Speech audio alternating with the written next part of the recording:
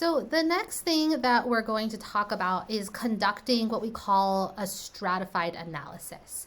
When we're referring to a stratified analysis, what we're doing is we are breaking out these 2x2 tables, looking at the relationship between our exposure and our outcome. We're doing this according to the level of that potential confounder. So for example, we are going to look at the relationship between gender and malaria status just by looking at those who work outside up here.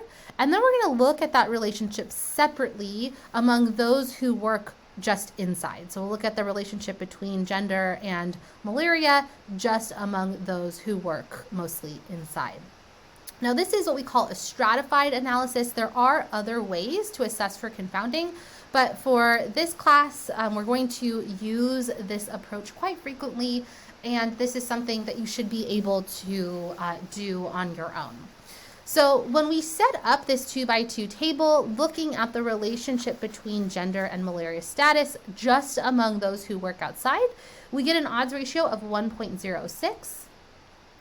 And then when we look at just those who work mostly inside, we get an odds ratio of 1.0.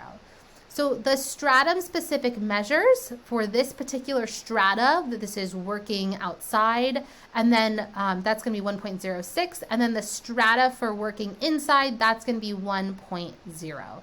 So now we're looking at, are the strata specific measures the same? And when we look at this, we see, yeah, they're basically the same. This one is 1.06. This one is 1.00. That is essentially the same number. So our strata-specific measures are the same. Therefore, I can conclude, yeah, it looks like there's further evidence this could potentially confound the relationship between gender and malaria status.